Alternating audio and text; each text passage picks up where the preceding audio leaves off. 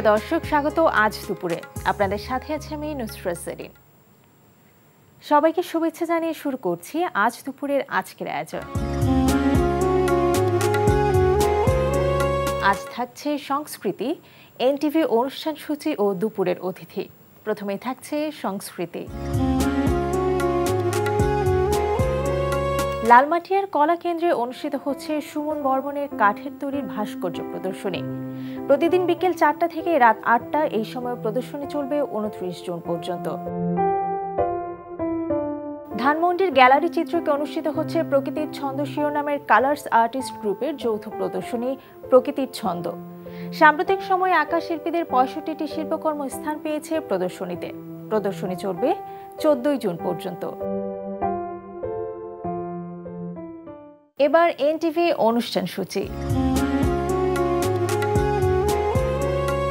এবার জানিয়ে দিচ্ছি এনটিভির আজ রাতের বিশেষ বিশেষ অনুষ্ঠানগুলোর সময়সূচি। রাত 8:20 থাকছে ধারাবাহিক নাটক ঘরের শত্রু বিভীষণ। অনামাজ, ঘটনাটা কি সত্যই? না, হিসাব কিতাব করলে তো তাই মনে হয়, নাহলে একটা বিধবা আমির রে চুবাইতে যাইব কেন? কলিকাল, ঘোর কলিকাল। পুরুষ মানুষের জাতটাই খারাপ। ওরে আর একটা তাবিজ দেওয়া লাগবো। আপা, ভাইয়া পাগলামি ইদানিং বেড়ে গেছে। আমি বলি কি, ভাইকে কয়েকদিনের জন্য আমরা পাগলা কাটাতে ভর্তি করি। আর কত দুবার তো দিই তো তাতে হলো কি? কিছু হয়েছে? তাহলে সারা জীবন থাকবো বাসার মধ্যে এসব পাগলামি, অফিসে গিয়ে পাগলামি। কি শুরু করছে ভাইয়া? দায়টা কি ওর সবটুকুই একার? রাত 9টায় থাকছে অনুষ্ঠান স্যান্ডেলিনা গ্ল্যামার ওয়ার্ল্ড।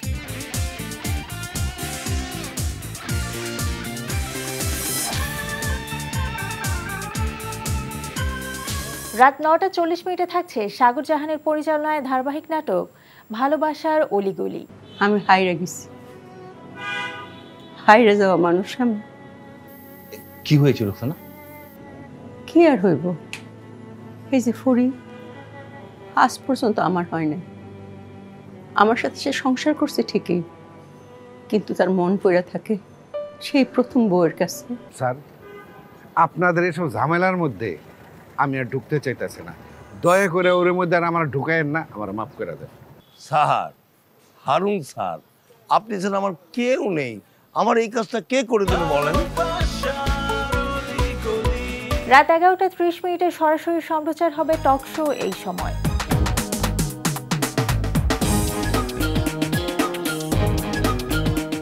এই ছিল এনটিভির আজ রাতের বিশেষ বিশেষ অনুষ্ঠানগুলোর সময়সূচি।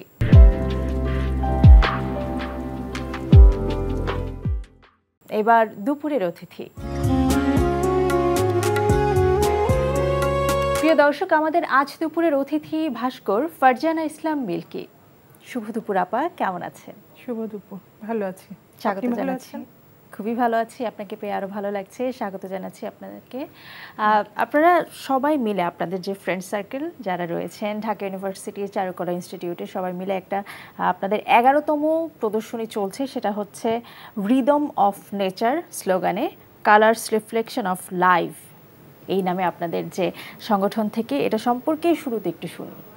কালার্স হলো আমাদের বন্ধুদের একটা গ্রুপ, আর্টিস্ট গ্রুপ। এটা 89-90 ব্যাচের আমরা যারা চারুকলা পড়তাম তখনকার বন্ধুরা মিলে, মেয়েদের একটা গ্রুপ। বিভিন্ন ডিপার্টমেন্টের আমরা কিছু ফ্রেন্ড মিলে এই গ্রুপটা স্টার্ট করি।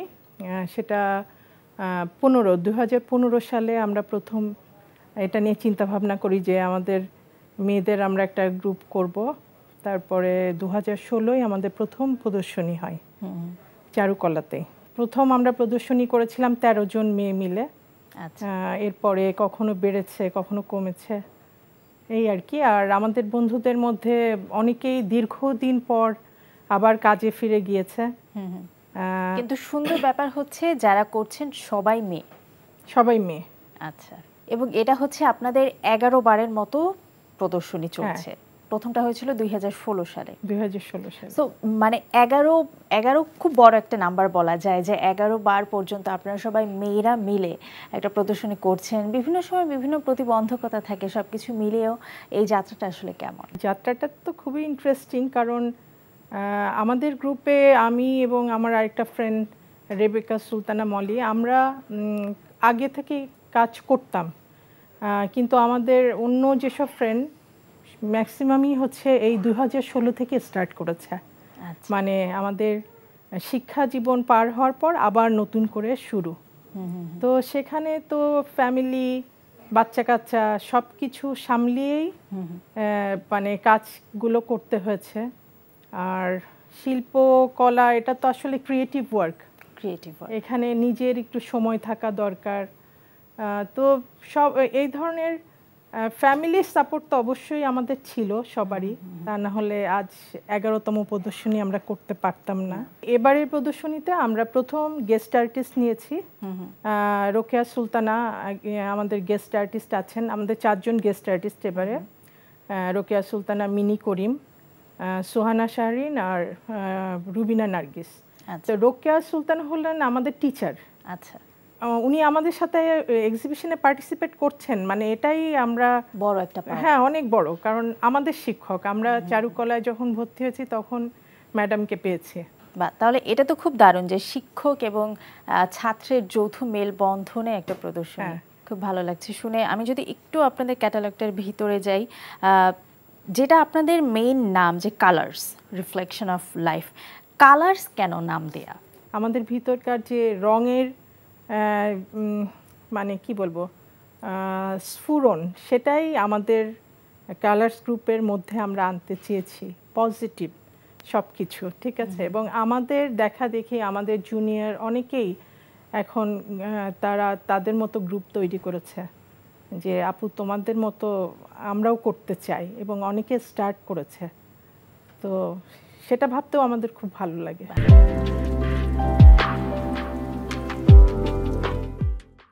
এখানে আপনার যে করা ভাস্কর্যটা, এটা খুব দারুণ। এটা আপনি বললেন যে অ্যালুমিনিয়াম দিয়ে করা, হ্যাঁ, এটা সম্পর্কে একটু শুনি। আমি মেনলি মেটাল কাস্টিংই করি, আর এটা আমার এখানে যে কাজটা এটা অ্যালুমিনিয়ামে করা। এটা প্রথমে আমি মাটি দিয়ে করি। আচ্ছা, মাটির কাজ ড্রাই হয়ে যাওয়ার পরে আমি পুরান ঢাকায় যাই, ধোলাইখালে, ওখানে যে এটার মানে কাস্টিং যেটা করা হয়, ওরা ছাঁচ বানায়, সেখানে কাস্টিং করা হয়। কাস্টিংয়ের পরে যদি আমার মনের মতো হয় যে কাজটা হ্যাঁ এটা ওকে আছে, তো হলো, আর তা না হলে আবার সেকেন্ড টাইম করতে হয়। আচ্ছা, কাস্টিংয়ের পরে করতে হয় গ্রাইন্ডিং, কারণ মেটালের আপনি যেভাবে দিবেন ওভাবে সব সময় আসে না, সো ওটা কিছু ঘষা মাজার ব্যাপার আছে। গ্রাইন্ডিং করার পর এগুলো পিস পিস থাকে, ওটা আবার ওয়েল্ডিংয়ের মাধ্যমে জোড়া দিয়ে দিয়ে এই কাজটা করা হয়। ওয়েল্ডিংয়ের পরে আবার আপনার গ্রাইন্ডিং করতে হবে, এবং লাস্ট দিয়ে হচ্ছে ফিনিশিংয়ে আমরা কালার ইউজ করি। আচ্ছা, তার মানে ছোট্ট একটা জিনিস করার পিছনে অনেকগুলো শ্রম দিতে হয়, অনেকগুলো সময় দিতে হয়। ছবি আঁকার থেকে কি ভাস্কর্য করা বেশি ভালো লাগে? হ্যাঁ, আমি যেহেতু ভাস্কর্যের স্টুডেন্ট, ভাস্কর্য করতে তো নিঃসন্দেহে অনেক ভালো লাগে। পরিশ্রম অনেক বেশি, কারণ পেন্টিং একটা জায়গায় বসে করে ফেলা যায়, কিন্তু এটা নিয়ে আমার অনেকগুলো যেটা মাত্রই বললেন, অনেকগুলো জায়গায় যেতে হয়েছে, অনেকগুলো কাজ করতে হয়েছে। হ্যাঁ, আমি পেন্টিং করি, হ্যাঁ, কিন্তু স্কাল্পচারটা করতে পারলেই বেশি ভালো লাগে। আচ্ছা আচ্ছা, এটা তো এবারের প্রদর্শনীর জন্য। এ পর্যন্ত আপনার কতগুলো ভাস্কর্য করা হয়েছে? আসলে পরিমাণটা বলা একটু ডিফিকাল্ট, কারণ আমি স্টুডেন্ট লাইফ থেকে কন্টিনিউয়াসলি আমি কাজ করে গিয়েছি, কখনো ওইভাবে আমার ব্রেক পড়েনি কাজে। আনুমানিক কোনো সংখ্যা রয়েছে কি? 800-900 তো অনেক বিশাল বড় একটা সংখ্যা। খুব দারুণ। এই সবগুলো নিয়ে আপনার সোলো প্রদর্শনীও হয়েছে? হ্যাঁ, এই সবগুলো না, মানে আমি যখন স্টুডেন্ট তখন একটা 98 সালে আমি প্রথম সোলো করি। আচ্ছা, তখন আমার 100টা কাজ নিয়ে আমি প্রদর্শনী করেছিলাম। 100টা কাজ কোথায় হয়েছিল? Alliance process. আর সেকেন্ডটাও আলিয়ান্স প্রসেসে, ওটা আমি 2019-এ করি। আচ্ছা, ওখানে ছিল আমার 34টা কাজ। আমাদের এই কালার্স গ্রুপে আমার আরও একটা বন্ধু আছে, আমরা 3-4 জন মিলে গণহত্যা জাদুঘরের জন্য আমরা কাজ করেছি। মুনতাসির মামুন স্যারের অধীনে। তো সেটা হচ্ছে মুক্তিযুদ্ধ বিষয় নিয়ে আমাদের কাজ, গণহত্যা। আচ্ছা সেটা প্রথম মানে স্যারই অ্যারেঞ্জ করেছিলেন, এটা জাতীয় জাদুঘরে হয়েছিল। আচ্ছা তো সেটার জন্য আমরা খুবই প্রাউড ফিল করি, কারণ আমরা গণহত্যা নিয়েও কখনো কাজ করিনি। তো ওই কাজটা করতে পেরে আমরা অনেক খুশি। এটা মানে আমাদের জন্য খুবই একটা বড় একটা অ্যাচিভমেন্ট ছিল। অবশ্যই। এটার সাথে সাথে আমরা আবার স্যারের গণহত্যা জাদুঘর আছে খুলনায়, ওখানের কাজও আমরা করেছি এই ভাস্কর্যই। আচ্ছা, আমি একটু জানতে চাই যে আপনাদের এবারের প্রদর্শনীর মেইন মোটো বা থিমটা আসলে কি ছিল? এটা প্রকৃতির ছন্দ, ঠিক আছে? প্রকৃতির মধ্যে আমরা যা কিছু দেখছি সেটা যে যেভাবে চিন্তা করেছে তার কাজটা সেভাবেই সে রিপ্রেজেন্ট করেছে এখানে। আমার এখানে রুবিনা নার্গিসের একটা ছবি দেখতে পাচ্ছি, খুবই কালারফুল, খুবই রঙিন। এই ছবিটা সম্পর্কে যদি একটু শুনি আপনার কাছে। আচ্ছা, রুবিনা নার্গিস উনি ফ্যাশন ডিজাইনিংয়ের টিচার, শান্তামরিয়ামে উনি জব করেন। তো এখানে হলো যে ওয়েস্টেজ যেসব মেটেরিয়ালস থাকে, যে ধরেন ছেঁড়া কাপড় টাপড়ে যেগুলো আমরা ফেলে দিই, ওটা আবার কিভাবে রিইউজ করা যায়। তো আপা এখানে যেটা করেছেন এটা একটা কাঁথার ফর্ম, নকশি কাঁথা। ওনার পেন্টিংয়ের যে ফ্রেমটা সেটা কিন্তু ওই নকশি কাঁথার মোটিভ দিয়ে ফ্রেমটা করা, হ্যাঁ, ডিজাইনটা করা। আর এখানে ওই যে টুকরা কাপড়গুলো জোড়া দিয়ে দিয়ে যে কাঁথার একটা এফেক্ট উনি দেখিয়েছেন পেন্টিংয়ে, এটাই। একটু শুরুর দিকে পেছনে ফিরে যাই, পেছনের দিকের প্রদর্শনী সম্পর্কে আমরা একটু কম জানি, আমরা একটু শুনতে চাই। আচ্ছা, আসলে শুরুটা হয়েছিল আমাদের বন্ধুরা যারা কাজের সাথে যুক্ত থাকেনি দীর্ঘদিন, মানে ফ্যামিলি, বাচ্চা ছোট বা সেভাবে সময় দিতে পারছিল না। তো আমরা আবার ফ্রেন্ডদের বাসায় প্রায় প্রতি মাসে গেট টুগেদার এরকম হতো। তখন আমাদের এক ফ্রেন্ড বলে যে চলো আমরা একটু গ্রুপ করি, দেখি আমরা কিছু করতে পারি কিনা। তো আমাদের ছেলে বন্ধু, আমাদের একটা ইয়ার যেখানে আমরা 30টা ছেলে এবং 30টা মেয়ে ছিল আমাদের ব্যাচে। তো ছেলেদেরকেও আমরা বলেছিলাম যে আসো আমরা একটা গ্রুপ। তো ওরা অতটা ইন্টারেস্টেড না, যে না ঠিক আছে আমরা না, তোমরাই করো, তো আমরা তোমাদেরকে সাপোর্ট দিব। তো যাই হোক, তারপরে তো করলাম। সেবারে মানে আমাদের বন্ধুরা অনেক সহযোগিতা করেছে তখন। সেখানে রবিউল ইসলাম, সুব্রত চন্দ্র, এরা দুজন সবসময় আমাদের সাথে ছিল, এখনো আছে। আর আমাদের অন্যান্য বন্ধুরা, ছেলে বন্ধুরা, ওরা আমাদের প্রদর্শনীতে সবসময় আসে। তখন বাচ্চারা ছোট ছিল, আস্তে আস্তে 8 বছর আগে কথা, আস্তে আস্তে বাচ্চারাও বড় হয়েছে আমাদের। আর এখন তারাই আরো বেশি যে তোমরা করো, মানে তোমাদের কি সহযোগিতা লাগে সেটা এনকারেজ হ্যাঁ করছে। হ্যাঁ।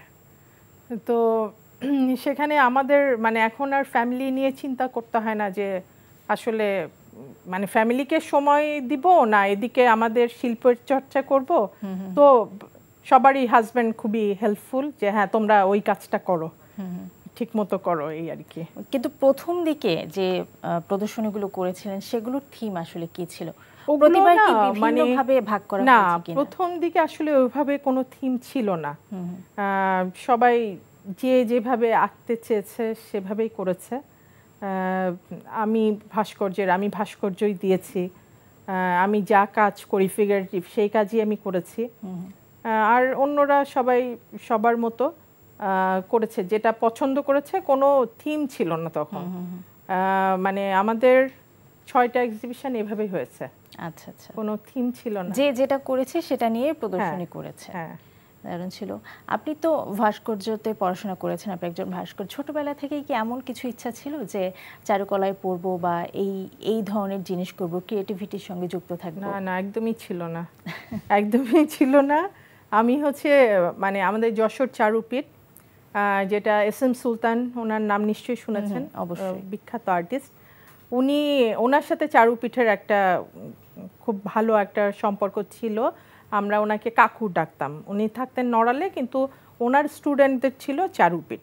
তো কাকু এসে ওখানে ক্লাস নিতেন, উনি আসতেন সময় পেলে। তো আমরা সে সময় চারু পিঠে, আর আমাদের মানে যারা আমাদের ক্লাস নিতেন ওনারা ছুটিতে আমার দেশের বাড়ি যশোর, আচ্ছা, তো ওখানে যেতেন, ওনারা আমাদের ক্লাস নিতেন। তো এইভাবে মানে ওনাদেরকে দেখে খুবই উৎসাহিত হতাম যে আচ্ছা এরা সবাই ঢাকা চারুকলায় পড়ে। তো ওনারাই আসলে বলেছে আচ্ছা পরীক্ষা দাও, সবাই তো সুযোগ পায় না, দেখো ট্রাই করে। এটা তো ভার্সিটির সময়ের গল্প, কিন্তু আমি একদমই ছোটবেলায় যদি জানতে চাই। একদমই, আমি আসলে শুরু করেছি ক্লাস 7 থেকে। আচ্ছা, ছবি আঁকা? হ্যাঁ, ছবি আঁকা এবং চারুপিঠের মাধ্যমে।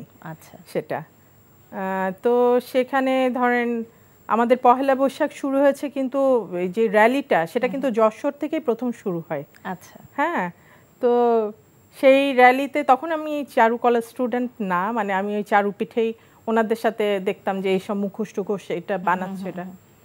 তারপরে ঢাকা থেকে টিচাররা যেতেন সেই পহেলা বৈশাখের উৎসবে। তো সেসব দেখে, আর আমার ফ্যামিলিতে আসলে কেউই আর্টিস্ট না।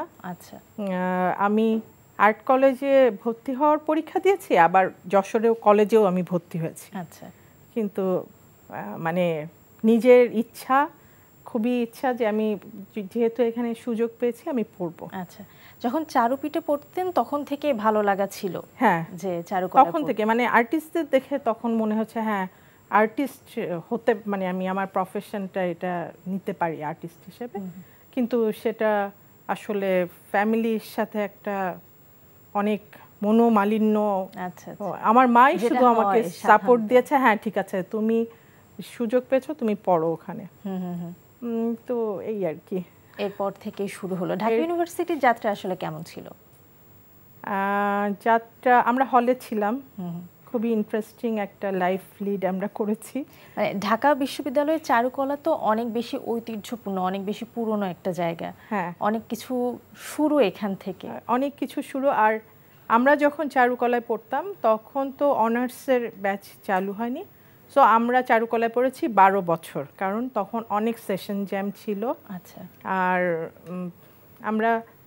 আমরা ভর্তি হয়েছি এসএসসি করে। আমাদের সময় এরকম ছিল যে কেউ এসএসসি করে আসতে পারে, কেউ ইন্টারমিডিয়েট করে আসতে পারে, আবার অনেকে রাজশাহী, খুলনা এসব জায়গায়ও first year second year complete করে আমাদের সাথে এসে ভর্তি হয়েছে। আচ্ছা, তো তখন অবস্থাটা এরকম ছিল এবং সবার সাথে সবার রিলেশনটা খুব খুব নাইস ছিল, আমাদের সিনিয়র জুনিয়র।